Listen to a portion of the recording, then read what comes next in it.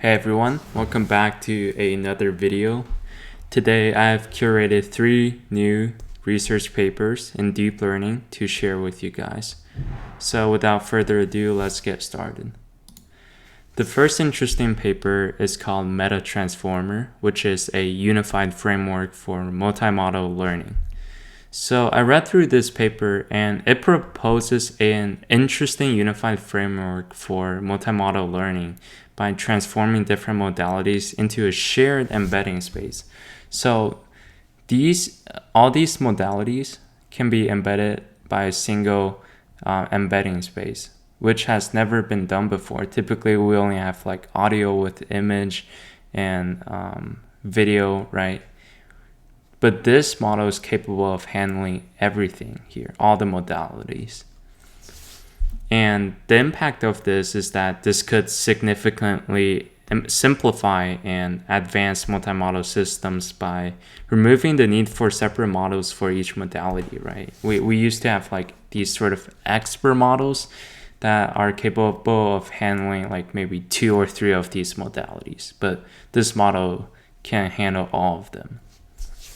Okay, so what is the shared encoder and the transformer, right? So the transformer encoder that extracts high-level representations has the same structure and identical parameters when encoding data from any modality. Also, the model can be trained on data from multiple modalities simultaneously, right? You could have audio along with video, along with point cloud, for example, because they share the same representation space, right? Okay, and the strong empirical results of this model demonstrate its versatility across all sorts of modalities, across most of these modalities, and potential for advancing multi-modal intelligence. I guess this is actually a huge step towards AGI as well, because this model is capable of handling everything here, right? It's a super intelligent model. So let's look at the performance across different benchmarks and domains, right? So for natural language understanding on the GLUE benchmark, it performs similarly to BERT, Roberta, and GPT after fine-tuning, right? It had no text pre-training, which is huge, right? Because, for example, GPT is pre-trained on 800 million words, and this model is able to perform similarly without any pre-training.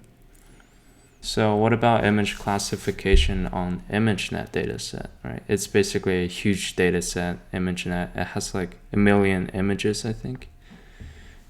So the performance, it outperforms the Swing transformer, CoAtNet, and InterImage. So these models are all really good at image classification. They all outperform the Vision transformer and have close to state-of-the-art result on image classification.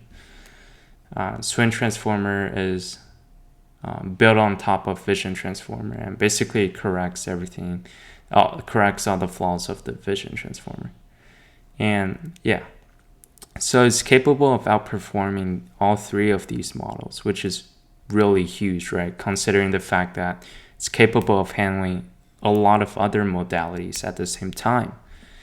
Okay, and third, we have point cloud classification, segmentation, and part segmentation. Right? The meta transformer again matches or exceeds specialized point cloud models like PointNet++, PointCNN, Point Transformer, and etc. Right? And the interesting part is that it had no point cloud specific training. So the meta transformer was only fine-tuned on 2D ImageNet images, which is this dataset. So this is really fantastic results considering no training on point cloud is done, and yet it exceeds or matches the performance of some of these models.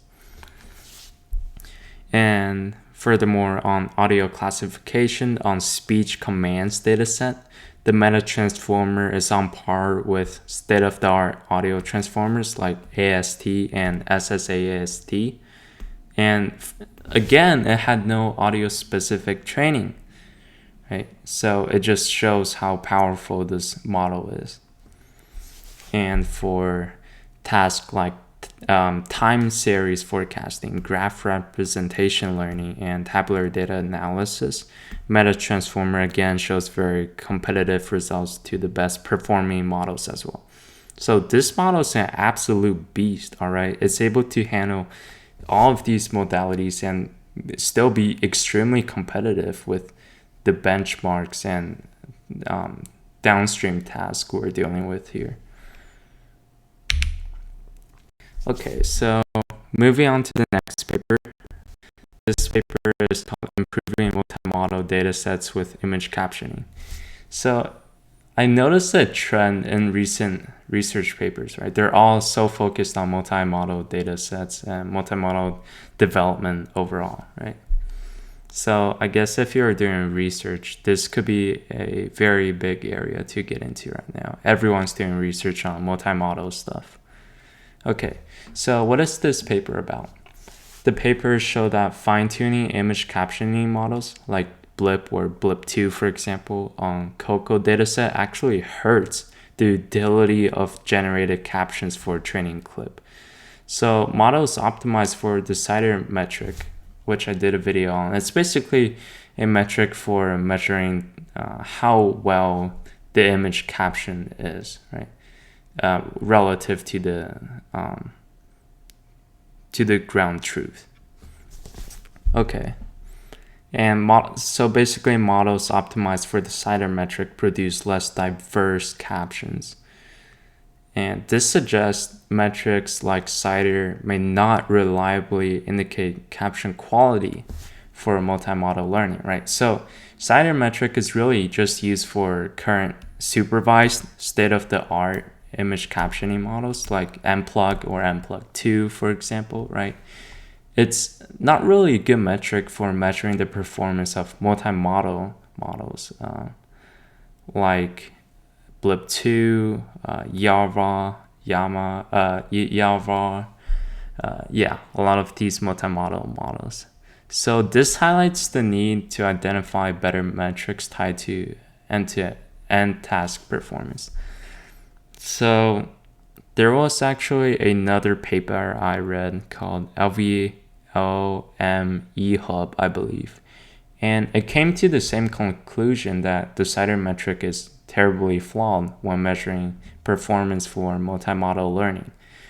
It works really well for supervised learning methods, supervised learning models like mplug, but we need a different metric in order to actually evaluate how well image captioning is.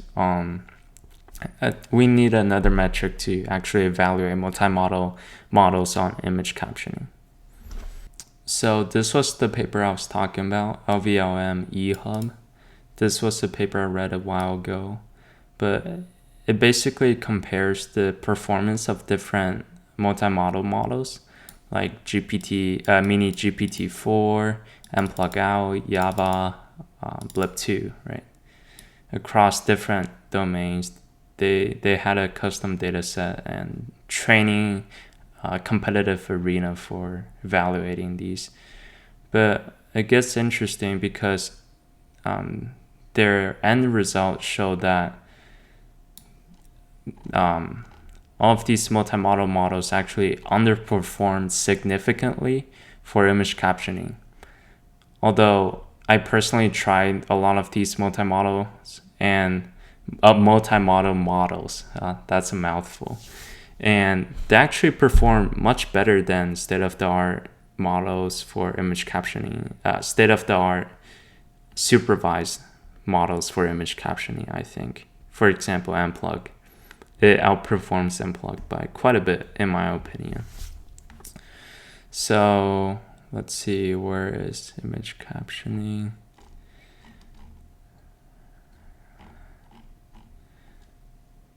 Okay, right, image captioning. We see that, supervised state-of-the-art outperforms these models, these multimodal models by a whole lot, right? So maybe the CIDR metric is flawed. And it explains further down here that you see the CIDR metric gave these very low scores, even though they're pretty correct. So these are all outputs from multimodal models. And see, the CIDR metric gave them an extremely low score, even though the outputs are pretty good actually. For example, a silver crown sitting on top of something plastic and black. That's pretty precise here. So they introduced some other metrics to use instead. This one uses BERT, I believe. And this one is using GPT 3.5. So that's just something to think about. Okay, back to the presentation. Right, so we need a better metric to evaluate multimodal models.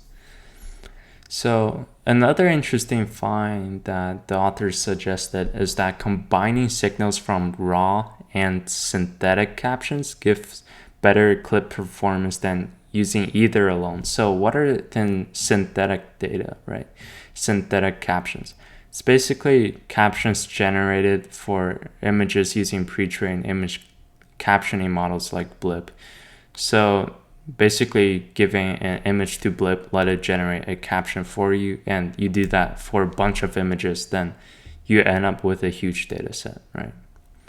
And then you can use that data set to train another multimodal model. So I hope you get what I mean. And raw data basically refers to data from a popular data set or scraped from the web, right? So this demonstrates the benefits of a hybrid approach, which is using raw captions provided hybrid approach. So raw captions on its own provide diversity, right? You have these large data sets with lots of diversity. Images on the web, they provide lots of diversity. But synthetic data sets actually reduce noise. So what do I mean by reducing noise, right? So synthetic captions actually exhibit higher overall image text similarity according to CLIP's cosine similarity metric. So cosine similarity is basically a way to measure how related or I guess close together two embeddings are. So just a way to measure similarity between two embeddings. So it shows higher cosine similarity means that it's the alignments are closely aligned, right? So, right, it indicates better conceptual alignment and less noisy mismatches between images and text. All right, so I further explain down here, how does cosine similarity metric work? So clip encodes the images and text into high-dimensional embeddings using separate encoders, one for image, one for language. And the cosine similarity between the image and text embeddings measures how well the conceptual meanings align. It basically captures their semantic similarity, right? So the higher the cosine similarity, the better aligned they are. And basically what this research showed is that synthetic captions exhibit higher overall image text similarity. And I guess that makes sense because you're generating these synthetic data from other multimodal models, right?